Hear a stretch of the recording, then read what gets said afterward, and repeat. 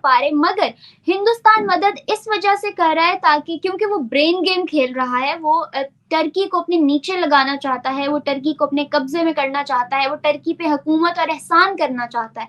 इस तरह की बातें हमें बहुत सारी जानिब से सुनने को मिली। इंडिया को पहले से पता था कि ये जो बेअखलाकी और बेहुदगी है ये वहां के लोगों में नहीं है, वहां की टर्किश कौम में नहीं है, ये एर्दोगन और उसके मिनिस्टर्स में है। ठीक है ना, इंडिया को पहले से पता था, फिर भी कर रहा था।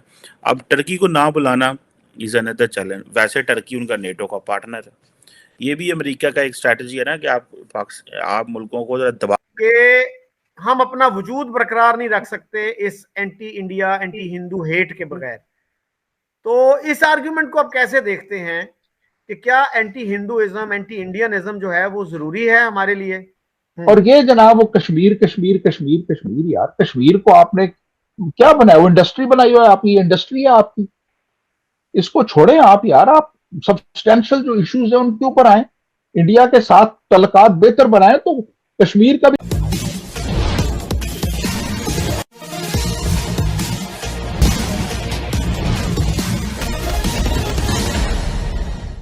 अमेरिका में होने वाले ग्लोबल डेमोक्रेटिक समिट से तुर्की को बाहर कर दिया गया है, जबकि तुर्की अमेरिका का नेटो का सहयोगी देश है। यह सब हुआ है भारत के दबाव के कारण, क्योंकि तुर्की ने कश्मीर के मुद्दे पर पाकिस्तान का साथ दिया था, जबकि भारत ने जब तुर्की में भयंकर भूकंप की विभीषिका आई थी तो सबसे मदद करने वालों में पहला देश बना था, लेकिन तुर्की ने इसका भी ख्याल नहीं किया। आगे की चर्चा सुनते हैं। पा रहे, मगर हिंदुस्तान मदद इस वजह से कर रहा है ताकि, क्योंकि वो ब्रेन गेम खेल रहा है, वो टर्की को अपने नीचे लगाना चाहता है, वो टर्की को अपने कब्जे में करना चाहता है, वो टर्की पे हुकूमत और एहसान करना चाहता है। इस तरह की बातें हमें बहुत सारी जानिब से, मतलब बहुत ही दिल से हार्टफेल्ट ग्रैटिट्यूड एक्सप्रेस किया टर्की के लोगों ने, अलग अलग ट्वीट्स में, अलग अलग बयानों में, मीडिया पे। और जो टर्किश एम्बेसडर टू इंडिया है फिराज सुनैल, उन्होंने तो ऑपरेशन दोस्त को अप्रिशिएट करते हुए टर्किश एम्बेसी में पूजा अर्चना भी ऑर्गेनाइज की, just to give respect to Indians because we are majority Hindu. तो मेरा पॉइंट ये है कि ये जो इंडिया को पहले से पता था कि ये जो बेअखलाकी और बेहुदगी है ये वहां के लोगों में नहीं है, वहां की टर्किश कौम में नहीं है, ये एर्दोगन और उसके मिनिस्टर्स में है। ठीक है ना, इंडिया को पहले से पता था, फिर भी हमने ये ऑपरेशन दोस्त मुकम्मल किया, क्योंकि जैसे जयशंकर जी ने कहा, जब अल्हम्दुलिल्लाह हम दुनिया की फर्स्ट फास्टेस्ट ग्रोइंग इकोनॉमी है, 5th लार्जेस्ट इकोनॉमी है, जब अल्लाह ताला ने हमें इतनी बरकत बख्शी है तो अल्लाह की आजमाइश से हम पीछे थोड़ी हटेंगे, अल्लाह ताला के इम्तिहान में खड़े उतरेंगे। और उतरे जब हम, it was our time to give back to the world. और किसी दुनिया के किसी हिस्से में अगर इतना बड़ा जलजला आया है, लोग वहां पर बुरी तरह से इम्पैक्ट हुए हैं, तो इंडिया कैसे हेल्प नहीं कर? तो ये वो रीजन है कि हमने उनको कर रहा था। अब टर्की को ना बुलाना इज अनदर चैलेंज। वैसे टर्की उनका नेटो का पार्टनर है, ये भी अमेरिका का एक स्ट्रैटेजी है ना कि आप मुल्कों को दबा के हम अपना वजूद बरकरार नहीं रख सकते इस anti India anti Hindu hate के बगैर। तो इस आर्ग्यूमेंट को आप कैसे देखते हैं कि क्या एंटी हिंदुइज्म एंटी इंडियनिज्म जो है वो जरूरी है हमारे लिए? जिस तरह बिस्मार्क ने कहा था, वो तो बड़ी पुरानी बात है, 1870s में गलबन उन्होंने कहा था कि अपने लोगों को मुत्तहिद रखने के लिए आपको एक दुश्मन की जरूरत होती है। वो तो उस फिलॉसफी से हट गए, लेकिन हमने उसको मजबूती से थाम लिया।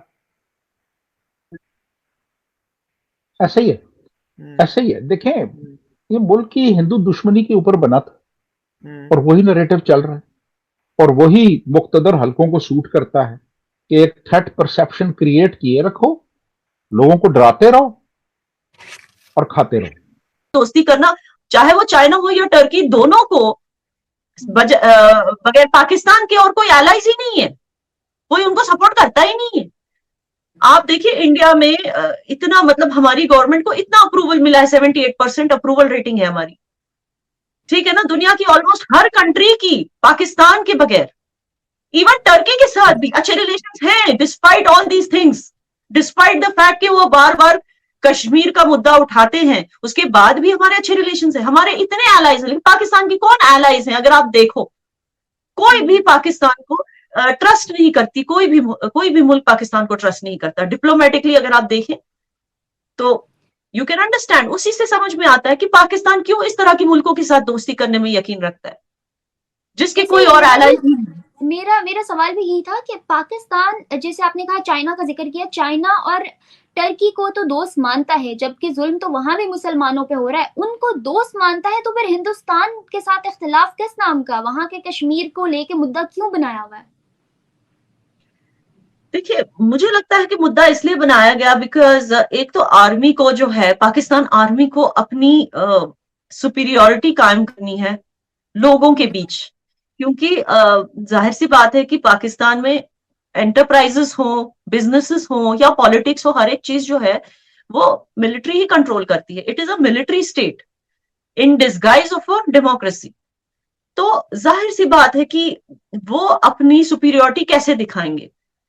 वो अपनी सुपीरियोरिटी ऐसे लोगों के सामने वो यही कहेंगे ना कि भाई हम सबसे इंपॉर्टेंट हैं आपके लिए, क्योंकि हमारा मुद्दा आपके लिए सबसे इंपॉर्टेंट है और हमारा मुद्दा है कश्मीर।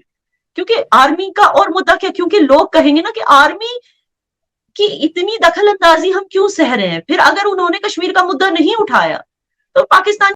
और ये जनाब वो कश्मीर कश्मीर कश्मीर कश्मीर, यार कश्मीर को आपने क्या बनाया? वो इंडस्ट्री बनाई हुआ है आपकी, इंडस्ट्री है आपकी, इसको छोड़ें आप यार। आप सब्सटेंशियल जो इश्यूज है उनके ऊपर आए, इंडिया के साथ तल्लकात बेहतर बनाए तो कश्मीर का भी कोई हल निकल आएगा, ऐसी कोई बात नहीं है। वो भी अगर कोई मसले हैं तो वो निकल आएंगे, लेकिन आप सॉफ्ट इश्यू से शुरू करते हैं बात और फिर आप जो हार्ड एरियाज हैं उनकी तरफ जाते हैं। ये हार्ड एरिया से शुरू करती हैं ताकि वहीं पे सारा कुछ ब्रेकडाउन हो जाए। जी बिल्कुल, मैंने कई पाकिस्तानियों के इंटरव्यूज किए हैं और मैंने उनसे यही अर्ज किया कि 99 मेरे ख्याल में 99.9% पाकिस्तानीज जो हैं उनको पता ही नहीं है कि कश्मीर का इशू है क्या, सिवाय चंद स्लोगन्स के। तो हमने तुर्की में जब भयंकर भूकंप की विभीषिका आई थी तो भारत ने मदद किया था और यह मानवता के दृष्टि से उचित व्यवहार भी था, लेकिन भारत ने तुर्की से अपेक्षा नहीं की थी कि वह तुर्की भारत का कभी साथ देगा, लेकिन यह तुर्की को चाहिए था कि भारत के एहसान का बदला चुकाए।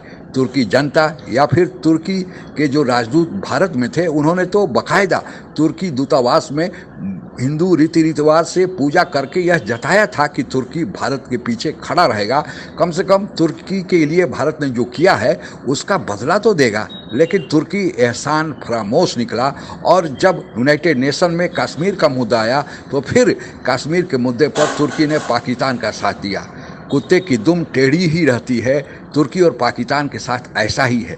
लेकिन धीरे धीरे तुर्की को किनारे करने का भारत ने भी फैसला कर लिया है और उसकी पहली कड़ी के रूप में भारत ने पहले तो तुर्की से जो दूसरे देशों से मदद आ रही थी उस मदद में भारत की न जाने से खलल पड़ने लगा है। दूसरे देशों ने भी अब तुर्की को मदद करना बंद कर दिया है।